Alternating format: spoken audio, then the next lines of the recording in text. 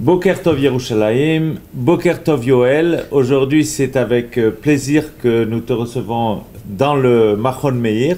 Nous allons échanger cette paracha de Shemini qui finalement est en deux grandes parties, l'inauguration du Mishkan et la deuxième partie avec un peu de sourire, c'est nos amis les animaux, quoi. Oui, tout à fait. Bonjour Abraham, ça me fait plaisir d'être avec toi.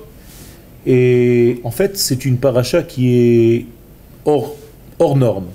Pourquoi? Ben, tout simplement parce que le Yom HaShmini n'existe pas. Ah. Et pourquoi il n'existe pas? Parce que le 7e jour lui-même ne s'est pas terminé encore. Tu sais très bien que à la création du monde, à chaque jour, Dieu crée quelque chose et il dit à la fin Vayehi Erev, Vayehi Boker, premier jour, deuxième jour, troisième jour, quatrième, cinquième, sixième, septième, ne s'est pas terminé. Il n'y a pas de verset qui a terminé le 7e jour. Ah. Alors je te pose la question, si le 7e jour ne s'est pas terminé, comment est-ce qu'on peut parler du 8e? Mais tout simplement, c'est là que se trouve la réponse. Puisque le 7e jour ne s'est pas terminé, le fait de faire venir déjà le 8e jour, de goûter, de sentir ce qui n'est pas encore là, c'est ça qui va en réalité clôturer le 7e jour. C'est une sorte de 8e dimension alors. Tout à fait. La 8e dimension, c'est une dimension qui dépasse les notions d'espace et de temps, donc qui est au-delà de notre prise de conscience d'aujourd'hui. Et c'est elle, grâce à ces valeurs-là, que nous pouvons sanctifier le 7e jour. Mais il y a quand même un mystère dans cette paracha, quand même. 7 jours, on voit Moshe agir par rapport au Mishkan, c'est le Kohen Agadol. Le 8e jour, mais où s'éclipse-t-il? Est-ce qu'il a été écarté? Alors, il faut d'abord comprendre que l'inauguration du temple est une similitude avec la création du monde. Les kabbalistes nous disent que Dieu créait et détruisait les mondes. Haya boné olamot ou machrivan, pendant 7 degrés. Et le 8e degré, le monde a eu lieu et il est resté. Mon cher Rabbeinu faisait de même. Pendant les 7 jours, il montait et démontait tout le Mishkan. Il faut le savoir, ça. Le 8e jour, le jour qui est en réalité le premier jour, parce qu'il est 8e par rapport au 7, mais il est premier par rapport à une nouvelle ère, eh bien, Moshe, en réalité, joue le rôle ici de l'éternité. Et donc, c'est Aaron qui va prendre ses fonctions. Ah, je pensais plus que Aaron venait comme un Olam Abba et Moshe était plus dans ce Olam Azé. Alors, c'est l'inverse. C'est Moshe qui représente le Olam Abba et Aaron qui est plus proche de la matière. Ce n'est pas par hasard que le Mishkan de Moshe ne laisse pas de place aux fautes, car il est dans l'esprit. Alors que le Mishkan de Aaron, et d'ailleurs Aaron a participé à la faute du veau d'or, c'est un homme qui sait descendre au niveau même de la faute humaine. Et donc ça c'est Aaron. Aaron est dans notre monde, Moshe est au-delà de notre monde. C'est l'une des raisons pour lesquelles il n'est pas rentré en terre d'Israël. Alors oui, là vraiment on est dans une autre dimension.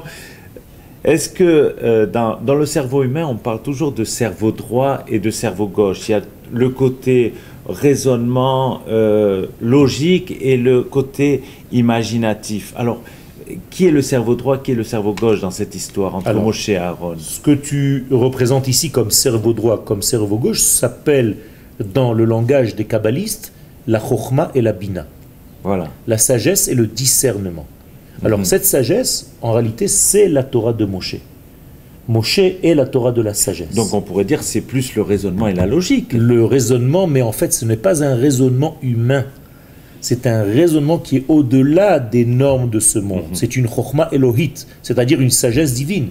Alors que la bina, la racine du mot binyan, c'est-à-dire la construction. Donc celui qui va élaborer. N'oublie pas que Moshe n'était pas capable même de façonner un objet du temple. Pourquoi? Parce qu'il ne pouvait pas traduire quelque chose de l'au-delà dans notre monde de matière. Et c'est pour ça qu'on a donné le travail à Betsalel, qui devait être à l'ombre pour pouvoir faire quelque chose. Donc il est en réalité dans ce degré. Or, cette bina, c'est la capacité de ce livre de Vaïkra. Tu sais que les 5 livres de la Torah correspondent aux 5 Partsoufim dans la Kabbalah.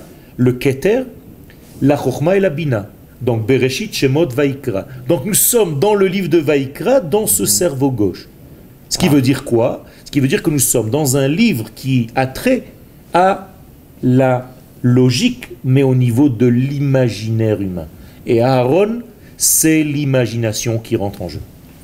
Il y a un moment tragique dans cette paracha, c'est les enfants de Aaron. On ne peut pas passer à côté sans avoir quand même un pincement au cœur.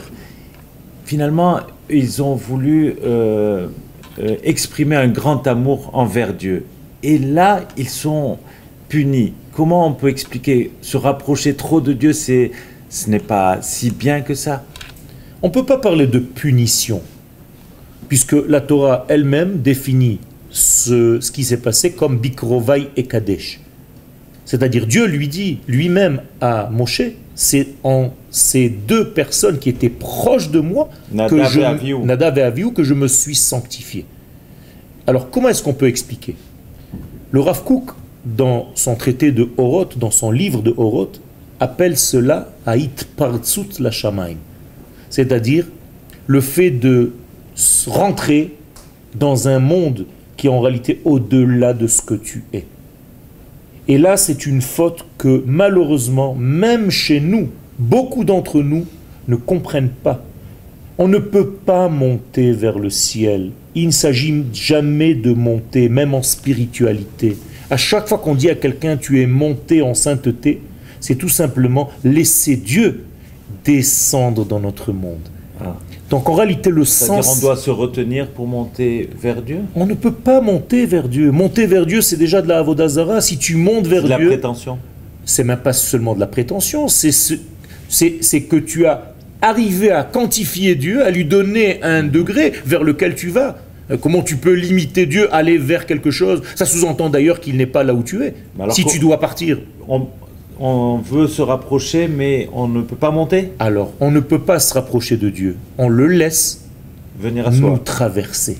Ça, c'est le rapprochement d'Akadosh Baruch Hu. C'est ça le véritable rapprochement. En réalité, il n'y a qu'un seul sens à tout notre judaïsme. C'est toujours du haut vers le bas.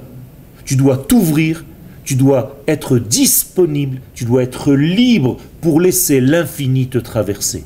Et d'autant plus que tu laisses l'infini te traverser, tu montes en sainteté. Et c'est alors ce que n'ont pas compris Nadav et Avihu, les fils d'Aaron. C'est le secret de ne pas rentrer, de ne pas aller vers, mais de laisser Dieu venir vers nous. Et ça, c'est un grand degré, un grand secret, et d'humilité, et d'une prise de conscience qu'en réalité, l'infini est partout. Et c'est seulement là où je le laisse passer qu'il se dévoile. Et pourquoi tu parles qu'aujourd'hui, on ne le comprend pas toujours? Qu'est-ce que tu veux dire par là? Parce que des gens utilisent justement ces termes-là. Je vais monter vers lui, je vais aller vers quoi tu vas? Quel orgueil as-tu pour limiter Dieu à ta propre pensée? Miata. Comment est-ce que dans ton petit cerveau, toi, tu te dis Dieu est donc là-bas? Et sous-entendu, s'il est là-bas, il n'est pas ici. Donc j'ai quitté un endroit où Dieu n'est pas pour aller vers un Dieu qui est. Ça ne veut rien dire. Ça veut dire que des gens pourraient se prendre un peu pour Dieu, quelque part. Akadosh Baruch Hu est omniprésent et omnipotent. Mais, encore une fois, je répète, il ne se révèle que là où on le laisse entrer. Pour terminer cette partie du Mishkan entre Moshe et Aaron, toi tu es quelque part Talmid Chacham et en même temps tu es un artiste. Est-ce que tu n'as pas toujours ce dilemme entre le cerveau droit et le cerveau gauche? Vers qui aller? Vers Moshe, vers Aaron? Comment tu vis ça en tant que deux mondes quand même? Est-ce qu'ils se rapprochent ou est-ce qu'ils sont complètement opposés? Alors j'allais dire que ce n'est pas un dilemme, c'est une complémentarité. Avoir la sagesse, enfin c'est ce que tu as dit, que j'avais, mais avoir la sagesse et en même temps le côté imaginatif, les deux doivent être développés chez l'homme. Au contraire, c'est la richesse. C'est la bénédiction de l'homme. On va dire, ça n'aide pas à monter, ça aide à se rapprocher? Ça aide tout simplement à devenir prophète. Et je vais t'expliquer pourquoi. Il est écrit concernant les prophètes, Ubeyad han-nevi'im adamé. C'est-à-dire qu'un prophète peut prophétiser parce qu'il a un côté imaginatif développé. Donc c'est lié à ce côté gauche du cerveau gauche, la bina. Alors que la chokhma est réellement une sagesse comme tu l'as dit tout à l'heure, mais une sagesse divine. Et donc, si j'arrive à prendre la sagesse divine et à la traduire dans un sens imaginaire, imaginatif, pas dans le sens négatif du terme, c'est-à-dire donner une image à l'infini, mais arriver malgré tout à concrétiser, à faire d'une idée quelque chose de réel, tel que le Mishkan. C'est incroyable quand même, de prendre une idée de l'infini et d'en faire une mesure 2 coudées et demi de large, 2 coudées et demi de long. C'est incroyable, donner une mesure à l'infini, ça c'est un exercice de style. C'est extraordinaire de pouvoir prendre une pensée qui est complètement abstraite et d'arriver à en faire quelque chose de concret, qu'on puisse toucher, voir et vivre. L'artiste que tu es, on sait que tu es un artiste peintre reconnu au niveau international, s'inspire beaucoup du chiffre 8. Tout à fait. Le chiffre 8, c'est le chiffre qui me donne mon énergie. Rappelle-toi qu'en hébreu, les chiffres et les lettres sont liés. Donc le mot shmoné, qui veut dire 8, sont les mêmes lettres que neshama, c'est-à-dire l'âme.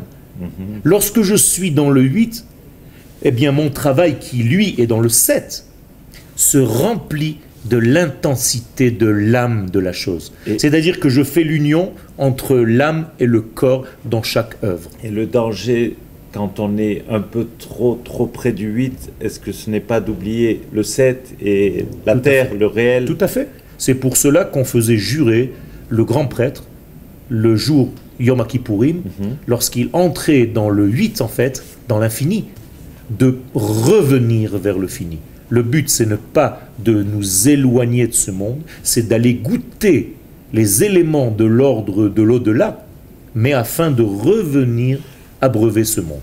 Alors le 8, c'est un peu le Olam Haba et le 7, c'est Olam Hazé? Tout à fait. Le 8, c'est le Olam Haba, le 7, c'est le temporel, les 7 jours de la semaine. Mais on a le droit quand même de s'approcher du 8, même si on est Olam Hazé? Alors, c'est ça le secret du Mishkan. Qu'est-ce que c'est que le Mishkan? C'est un 8 qui est descendu dans notre 7. C'est-à-dire, c'est une ambassade de Dieu sur terre. C'est extraordinaire. Tu es dans ton 7 et tu rentres de temps en temps visiter le 8, le musée du 8. C'est incroyable. C'est-à-dire, tu peux voir l'infini tout en restant dans le fini. Ça, c'est la force du judaïsme. Ce n'est pas quitter le fini pour rejoindre l'infini. Ce n'est pas rester dans l'infini en oubliant le fini, mais c'est de faire le lien entre l'infini et le fini. Pour terminer cette paracha, on a dit qu'on parle des animaux, le pur et l'impur, encore 2 dimensions. À la limite, pourquoi fallait-il qu'il y ait des animaux purs et impurs? Est-ce qu'on peut répondre à cette question ou c'est une question d'une autre dimension? Bien entendu, ce sont des questions de dimension très élevée, mais les animaux qui sont pour nous consommables, ce sont des animaux dans lesquels il y a des étincelles divines que nous devons élever. Tu sais que lorsque la faute du premier homme a eu lieu, des étincelles se sont dispersées dans le monde, dans tous les domaines de ce monde, c'est-à-dire dans le minéral, dans le végétal, dans les animaux et dans les hommes. Et moi, en tant qu'homme d'Israël, j'ai le devoir d'aller chercher dans tous ces éléments, et dans le minéral, et dans le végétal, et dans l'animal, et dans l'homme, les étincelles qui ont été perdues pour reformer la couronne initiale. Donc aller manger, consommer un animal autorisé, c'est élever les étincelles et les ramener vers leur source. Une question pour terminer, est-ce que du temps de Noé, est-ce qu'on avait les mêmes critères de pur et d'impur pour les animaux? Alors, en réalité, les critères de pur et d'impur existent après la faute. C'est-à-dire, ce n'est pas une halakha, ce n'est pas une loi rabbinique, ce n'est pas une loi toranique qui est née de la dernière pluie. C'est une réalité. C'est-à-dire que lorsque ces étincelles sont tombées, ces étincelles se trouvent maintenant quelque part. Et donc, les notions de pur et d'impur, ce n'est pas des notions de propre ou d'impropre. Ce sont des notions de ce qui étouffe l'élément divin ou de ce qui le dévoile. D'ailleurs, le mot tamé en hébreu vient de la racine du mot atum, imperméable. Alors, où est-ce que tu es imperméable à la lumière de Dieu, ou est-ce que tu es perméable à cette lumière?